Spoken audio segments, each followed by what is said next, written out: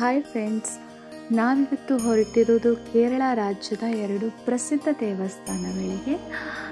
ಈ ದೇವಸ್ಥಾನಗಳಿಗೆ ನಾವು ಮುಂಚಿನಿಂದಲೂ ಹೋಗ್ತಾ ಬರ್ತಾ ಇದ್ದೀವಿ. ಈ ದೇವಸ್ಥಾನ ತುಂಬಾ ಪ್ರಸಿದ್ಧಿ ಹೊಂದಿದಂಥ ದೇವಸ್ಥಾನ ಇದು.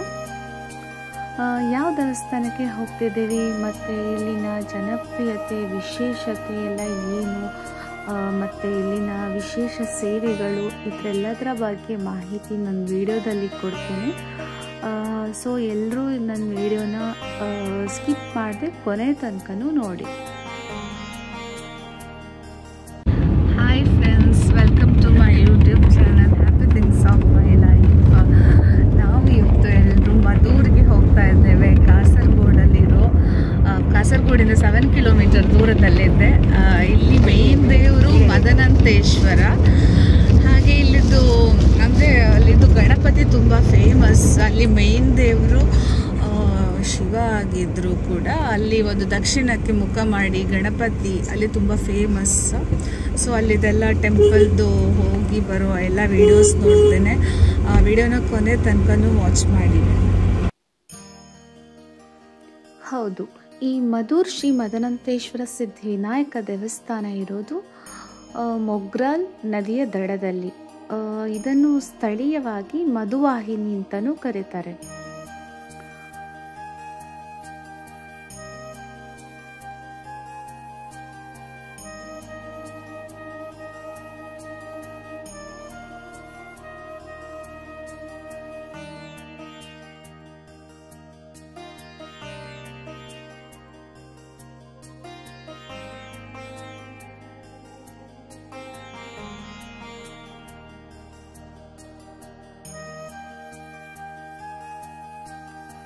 ಪುರಾತನ ಕಾಲದ ತುಳುನಾಡಿನ 6 ಗಣಪತಿ ದೇವಸ್ಥಾನಗಳಲ್ಲಿ ಇದು ಕೂಡ ಒಂದು.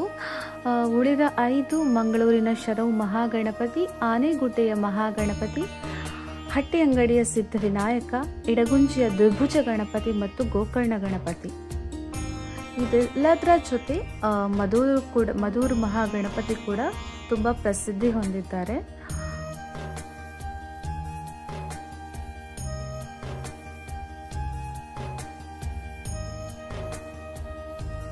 ಈ ದೇವಸ್ಥಾನದ ಮುಖ್ಯ ದೇವರು ಮದನಂತೇಶ್ವರ ಅಂದರೆ ಶಿವ. ಕಾಮನನ್ನು ಕೊಂದ ದೇವರು, ಬಯಕೆಗಳ ದೇವರು. ಮುಖ್ಯ ಗರ್ಭಗುಡಿಯಲ್ಲಿಯೇ ದಕ್ಷಿಣಕ್ಕೆ ಎದುರಾಗಿರುವ ಗಣಪತಿಗೆ ಹೆಚ್ಚಿನ ಪ್ರಾಮುಖ್ಯತೆ ಇಲ್ಲಿ ಇದೆ. ಈ ದೇವಸ್ಥಾನದ ಅರ್ಚಕರು ಶಿವಳ್ಳಿ ಬ್ರಾಹ್ಮಣ ಸಮುದಾಯಕ್ಕೆ ಸೇರಿದವರು. ಈ ದೇವಸ್ಥಾನದಲ್ಲಿ ಗಣಪತಿ ಶಿವ ದೇವರ ಜೊತೆಗೆ ಇಲ್ಲಿ ಕಾಶಿ ವಿಶ್ವನಾಥ, ಧರ್ಮಶಾಸ್ತ್ರ, ಸುಬ್ರಹ್ಮಣ್ಯ, ದುರ್ಗಾ ಪರಮೇಶ್ವರಿ, ವೀರಭದ್ರ ಮತ್ತು ಗುಳಿಕ ಈ ದೇವಾಲಯದ ಉಪದೇವತೆಗಳು. ಇಲ್ಲಿ ಮುಖ್ಯ ಗರ್ಭಗುಡಿಯೊಳಗೆ ಪಾರ್ವತಿ ದೇವಿಯ ಉಪಸ್ಥಿತಿಯೂ ಇದೆ.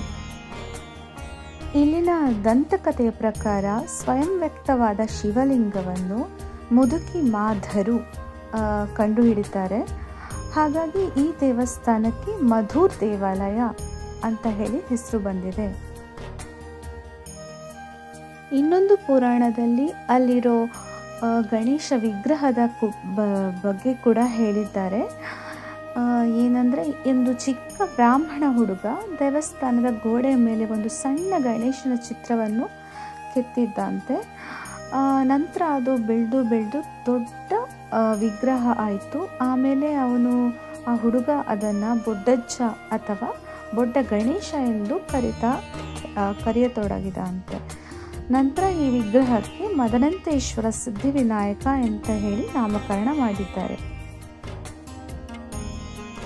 ಈ ಮಧೂರು ದೇವಸ್ಥಾನ ಗಜಪ್ರಸ್ಥ ಶೈಲಿಯಲ್ಲಿ ನಿರ್ಮಿಸಲಾದ ಒಂದು 3 ಹಂತದ ಕಟ್ಟಡವಾಗಿದೆ. ಗಜಪ್ರಸ್ಥ ಅಂದರೆ ಆನೆ ಹಿಂಭಾಗವನ್ನು ಹೋಲುತ್ತದೆ. ಈ ಸ್ಥಳ ಜನರನ್ನು ತುಂಬಾನೇ ಆಕರ್ಷಣೆ ಮಾಡ್ತದೆ. ಇಲ್ಲಿನ ಗಣೇಶನಿಗೆ ಅಪ್ಪ ಪ್ರಸಾದವನ್ನು ಅರ್ಪಿಸಲಾಗುತ್ತದೆ. ಇಲ್ಲಿಗೆ ಬರುವಂತಹ ಭಕ್ತರು ಸಾಮಾನ್ಯವಾಗಿ ಇಲ್ಲಿ ಉದಯಸ್ತಮಾನ ರೂಪದಲ್ಲಿ ಪ್ರಾರ್ಥನೆ ಸಲ್ಲಿಸುತ್ತಾರೆ. ಆ್ಯಕ್ಚುಲಿ ಇಲ್ಲಿ ಉದಯಸ್ತಮಾನ ಸೇವೆ ತುಂಬಾ ವಿಶೇಷತೆ ಇದೆ. ಇಲ್ಲಿ ಮಧುರಿನಲ್ಲಿ ಪ್ರಸಿದ್ಧ ಪ್ರಸಾದ ಅಂದರೆ ಅಪ್ಪ. ಇದು ತುಂಬಾ ರುಚಿಕರವಾಗಿದೆ. ಇದನ್ನು ಪ್ರತಿದಿನ ಅಲ್ಲಿ ತಯಾರಿಸುತ್ತಾರೆ. ಸೊ ಪ್ರಾರ್ಥನೆ ಸಲ್ಲಿಸುವ ಯಾರಾದರೂ ಈ ಕೌಂಟರ್ಗಳಲ್ಲಿ ಇದನ್ನು ಪಡೆಯಬಹುದು. ಇಲ್ಲಿ ಮಾಡುವ ವಿಶೇಷ ಪೂಜೆಗಳಲ್ಲಿ ಸಹಸ್ರಪ್ಪ ತುಂಬಾ ಪ್ರಮುಖವಾದುದು. ಇದು 1000 ಅಪ್ಪಗಳ ನೈವೇದ್ಯವನ್ನು ಒಳಗೊಂಡಿರುತ್ತದೆ. ಇನ್ನೊಂದು ವಿಶೇಷವಾದ ಪೂಜೆ ಎಂದರೆ ಇಲ್ಲಿ ಮೂಡಪ್ಪಂ ಸೇವೆಯು ಅಂದರೆ ಮಹಾಗಣಪತಿಯ ಪ್ರತಿಮೆಯನ್ನು ಅಪ್ಪಂನಿಂದ ಮುಚ್ಚುವುದನ್ನು ಒಳಗೊಂಡಿರುತ್ತದೆ. ಇಲ್ಲಿ ನಡೆಯುವ ವಿವಿಧ ಉತ್ಸವಗಳಲ್ಲಿ ಎಲ್ಲ ಕಡೆಯಿಂದ ಭಕ್ತರು ಬರುತ್ತಾರೆ. ಪ್ರಸ್ತುತ ಈ ದೇವಸ್ಥಾನವನ್ನು ಸರ್ಕಾರ ನಿರ್ವಹಿಸ್ತಾ ಇದೆ. ದೇವಾಲಯವು ಬೇಸಿಗೆ ರಜೆಯ ಸಮಯದಲ್ಲಿ ಯುವ ವಟುಗಳಿಗೆ ವೇದ ತರಗತಿಗಳನ್ನು ಕೂಡ ಇಲ್ಲಿ ನೀಡುತ್ತದೆ. ಇದು ಸಂಸ್ಕೃತದ ಮೂಲಭೂತ ಅಂಶಗಳನ್ನು ಒಳಗೊಂಡಿದೆ. ವಟುಗಳಿಗೆ ವಸತಿ ಮತ್ತು ಊಟದ ವ್ಯವಸ್ಥೆಯನ್ನು ಕೂಡ ದೇವಸ್ಥಾನದ ಅಧಿಕಾರಿಗಳು ವ್ಯವಸ್ಥೆ ಮಾಡ್ತಾರೆ. ಇಲ್ಲಿನ ಶಿವ ಹಾಗೂ ಗಣೇಶನ ಆಶೀರ್ವಾದ ಪಡೆಯಲಿಕ್ಕೆ ಸುತ್ತಮುತ್ತಲಿನ ಪ್ರದೇಶಗಳಾದ್ಯಂತ ತುಂಬಾ ಜನರು ಇಲ್ಲಿಗೆ ಬರುತ್ತಾರೆ. ವಾಸ್ತವವಾಗಿ ಕೊಂಕಣ ಪ್ರದೇಶದ 6 ಪುರಾತನ ಗಣೇಶ ದೇವಾಲಯಗಳಲ್ಲಿ ಮಧುರ್ ಕೂಡ ಒಂದಾಗಿದೆ. ಹಾಗಾಗಿ ಕಾಸರಗೋಡು ಅಥವಾ ಮಂಗಳೂರಿಗೆ ನಿಮ್ಮ ಪ್ರವಾಸ ಏನಾದರೂ ನೀವು ಕೈಗೊಂಡಿದ್ದಲ್ಲಿ ಈ ದೇವಸ್ಥಾನಗಳಿಗೆ ಒಂದು ಭೇಟಿ ನೀಡಲಿಕ್ಕೆ ನೀವು ತಪ್ಪಿಸ್ಕೊಳ್ಬೇಡಿ. ಈ ದೇವಸ್ಥಾನಗಳಿಗೆ ಒಮ್ಮೆ ಭೇಟಿ ನೀಡಿ. ತುಂಬಾ ಜನಪ್ರಿಯವಾದಂಥ ದೇವಸ್ಥಾನ ಮತ್ತು ಇಲ್ಲಿನ ವಾಸ್ತುಶಿಲ್ಪ ನಿಮಗೆ ತುಂಬಾ ಇಷ್ಟ ಆಗ್ಬೋದು. ಹಾಗಾಗಿ ಒಮ್ಮೆ ಈ ದೇವಸ್ಥಾನಗಳಿಗೆ ನೀವು ವಿಸಿಟ್ ಮಾಡಿ.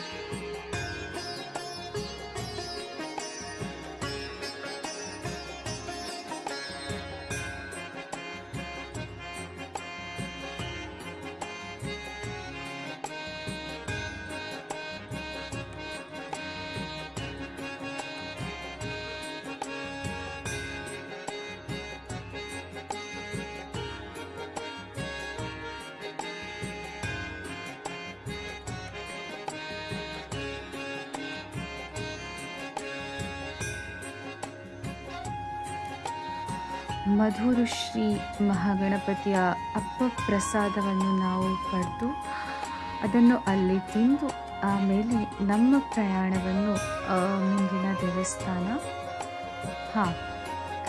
ಮಲ್ಲಂ ದುರ್ಗಾ ಪರಮೇಶ್ವರಿ ದೇವಸ್ಥಾನ.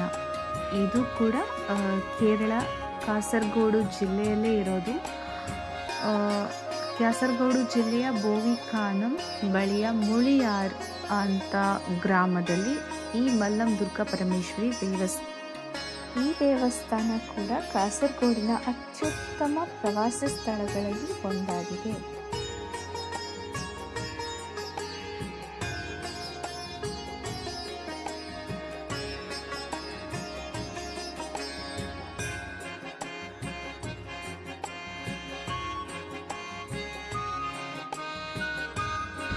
ಮಧುರಿಗೆ ಹೋಗಿ ದರ್ಶನ ಎಲ್ಲ ಆಯಿತು. ನಮ್ಮದು ಉದಯಸ್ತಮಾನ ಒಂದು ಪೂಜೆ ಇತ್ತು, ಅಲ್ಲಿನ ಸ್ಪೆಷಲ್ ಅದು ಪೂಜೆ, ಉದಯಸ್ತಮಾನ ಪೂಜೆ ಅಂತ. ಅದೆಲ್ಲ ಮಾಡಿ ಮತ್ತೆ ಮಲ್ಲಕ್ಕೆ ನಾವು ಹೊರಟು ಬಂದ್ವಿ. ಉದಯಸ್ತಮಾನ ಪೂಜೆದಲ್ಲಿ ಸ್ಕಂದ ಟಾಯ್ಸ್ 2 ತಗೊಂಡೆ ಅಲ್ಲಿ, ಅದು ಮರ್ತೋಯ್ತು ಹೇಳಲಿಕ್ಕೆ. ಆಮೇಲೆ ಅಲ್ಲೇ ಮಧುರಲ್ಲೇ ತಿಂಡಿ ಎಲ್ಲ ತಿಂದು ಅದೇ ಪೂಜೆದೊಂದು ಪ್ರಸಾದ ಅಲ್ಲಿದು ಫೇಮಸ್ ಅಪ್ಪ ಪ್ರಸಾದ ಸಿಗ್ತದೆ, ಅದು ತುಂಬ ಚೆನ್ನಾಗಿತ್ತು. ಹಾಗೆ ಅಲ್ಲಿ ಎಲ್ಲ ದರ್ಶನನೂ ತುಂಬ, ಅಂದರೆ ಇವತ್ತು ಒಂದು ಸಂಡೇ, ಹಾಗೆ ಫುಲ್ ರಶ್ ಇತ್ತು. ಇವನ್ ನಾಳೆ ಕೂಡ ರಜೆ ಇದೆ, ನಾಳೆ ಕೂಡ ರಶ್ ಇರ್ಬೋದು. ಇವತ್ತು ರಶ್ ಇತ್ತು. ಮುಂಚೆ ಎಲ್ಲ ಹೋದಾಗ ಇಷ್ಟು ರಶ್ ಇರ್ತಿರ್ಲಿಲ್ಲ, ಇವತ್ತು ತುಂಬ ರಶ್ ಇತ್ತು. ಹಾಗೆ ಅಲ್ಲಿ ಎಲ್ಲ ಪೂಜೆ ಎಲ್ಲ ತುಂಬ ಚೆನ್ನಾಗಾಯಿತು. ಮಲ್ಲ ಅಲ್ಲಿಂದ 30 ಮಿನಿಟ್ಸ್ ದೂರದಲ್ಲಿ ಮಲ್ಲ ಟೆಂಪಲ್ ಇದೆ, ದುರ್ಗಾ ಪರಮೇಶ್ವರಿ ಟೆಂಪಲ್. ಹಾಗೆ ನಾವು ಯಾವಾಗಲೂ ಮಧುರಿಗೆ ಹೋದಾಗ ಮಲ್ಲಕ್ಕೂ ಬರ್ತೀವಿ. ಹಾಗೆ ಇವತ್ತು ಮಲ್ಲಕ್ಕೆ ಬಂದಿದ್ದೇವೆ. ಹಾಗೆ ಈಗ ದೇವರ ದರ್ಶನ ಎಲ್ಲ ಆಗಿ ಮತ್ತೆ ಮನೆಗೆ ಹೋಗೋ ಪ್ಲ್ಯಾನ್. ಈ ಮಲ್ಲಂ ದುರ್ಗಾ ಪರಮೇಶ್ವರಿ ದೇವಸ್ಥಾನ ಶತಮಾನಗಳಷ್ಟು ಹಳೆಯದು. ಈ ದೇವಾಲಯದ ಪ್ರಧಾನ ದೇವತೆ ಯಾರು ಅಂದರೆ ದುರ್ಗಾ ಪರಮೇಶ್ವರಿ ದೇವಿ. ಈ ಮಲ್ಲಂ ದುರ್ಗಾ ಪರಮೇಶ್ವರಿ ದೇವಸ್ಥಾನದ ವಿಶೇಷ ಏನಂದರೆ ಇಲ್ಲಿ ಪ್ರತಿದಿನ ಅನ್ನದಾನ ಇದೆ. ಸೊ ಹಾಗಾಗಿ ಇಲ್ಲಿ ಬರುವಂಥ ಭಕ್ತರಿಗೆ ದಿನಾಲೂ ಅನ್ನದಾನವನ್ನು ಮಾಡ್ತಾರೆ ಇವರು. ಮಂಗಳವಾರ ಮತ್ತು ಶುಕ್ರವಾರದಂದು ಈ ದೇವಸ್ಥಾನದಲ್ಲಿ ತುಂಬಾ ರಶ್ ಇರುತ್ತೆ. ಯಾಕಂದರೆ ಈ ಮಂಗಳವಾರ ಶುಕ್ರವಾರ ದೇವಿಗೆ ವಿಶೇಷವಾದಂಥ ದಿನ. ಇಲ್ಲಿ ಜನರು ವಿಶೇಷವಾಗಿ ಮಹಿಳೆಯರು ಇಲ್ಲಿ ದೇವರಿಗೆ ತಮ್ಮ ಇಷ್ಟಾರ್ಥ ಸಿದ್ಧಿ ನೆರವೇರಿಸಲಿಕ್ಕೆ ವಿಶೇಷವಾದ ಪೂಜೆಗಳನ್ನು ಕೂಡ ಕೊಡ್ತಾರೆ. ಹೂವಿನ ಪೂಜೆ ಇಲ್ಲಿನ ವಿಶೇಷತೆ, ಹಾಗೂ ಇನ್ನೂ ಹಲವು ಪೂಜೆಗಳು ಇದೆ. ಇಲ್ಲಿನ ಶ್ರೀ ದೇವಿಯ ಮೂಲ ಮಂತ್ರಗಳನ್ನು ಹೊಂದಿರುವ ಶ್ರೀಚಕ್ರ ಅತಿ ವಿರಳ ಎನ್ನಲಾಗಿದೆ. ಈ ದೇವಿಯ ದರ್ಶನ ಮಾಡಿದ್ರಿಂದ ನಿಮ್ಮ ಎಲ್ಲ ಇಷ್ಟಾರ್ಥಗಳು ಈಡೇರುವುದಲ್ಲದೆ ನಿಮ್ಮ ಮನಸ್ಸಿಗೆ ಶಾಂತಿ, ನೆಮ್ಮದಿ ದೊರೆಯುತ್ತದೆ. ದುರ್ಗಾ ಪರಮೇಶ್ವರಿ ದೇವಿಯಲ್ಲಿ ಭಕ್ತಿಪೂರ್ವಕವಾಗಿ ಪ್ರಾರ್ಥನೆ ಮಾಡಿಕೊಳ್ಳುವುದರಿಂದ ಮದುವೆಯಾಗದವರಿಗೆ ಕಲ್ಯಾಣ ಭಾಗ್ಯ, ಮಕ್ಕಳಾಗದವರಿಗೆ ಸಂತಾನ ಭಾಗ್ಯ, ಆರ್ಥಿಕ ತೊಂದರೆಯಲ್ಲಿರುವವರಿಗೆ ಧನಭಾಗ್ಯ, ಅನಾರೋಗ್ಯದಿಂದ ಕೂಡಿರುವವರಿಗೆ ಆರೋಗ್ಯ ಭಾಗ್ಯ ಹಾಗೂ ವಿದ್ಯಾರ್ಥಿಗಳಿಗೆ ವಿದ್ಯಾಭಾಗ್ಯವು ಪ್ರಾಪ್ತಿಯಾಗುತ್ತಿದೆ ಎಂದು ಭಕ್ತರ ನಂಬಿಕೆ. ಹಾಗಾಗಿ ಕಾಸರಗೋಡು ಬಂದಾಗ ನೀವು ಈ ಮಧೂರು ದೇವಸ್ಥಾನಗಳಿಗೆ ನೀವು ವಿಸಿಟ್ ಮಾಡಿದಲ್ಲಿ ಹತ್ತಿರದಲ್ಲೇ ಇರುವ ಮಲ್ಲಂ ದುರ್ಗಾ ಪರಮೇಶ್ವರಿ ದೇವಸ್ಥಾನಗಳಿಗೂ ನೀವು ವಿಸಿಟ್ ಮಾಡಲಿಕ್ಕೆ ಮರಿಬೇಡಿ. ತುಂಬಾ ಚೆನ್ನಾಗಿದೆ ಈ ಟೆಂಪಲ್. ಸೊ ಫ್ರೆಂಡ್ಸ್, ನೋಡಿದ್ರಲ್ಲ, ಇವತ್ತಿನ ಈ ವಿಡಿಯೋ ನಿಮಗೆಲ್ಲ ಇಷ್ಟ ಆಯಿತು ಅಂತ ಅಂದ್ಕೊಂಡಿದ್ದೀನಿ. ವಿಡಿಯೋ ಇಷ್ಟ ಆಗಿದ್ದಲ್ಲಿ ಲೈಕ್ ಮಾಡಿ, ಕಮೆಂಟ್ ಮಾಡಿ. Thank you.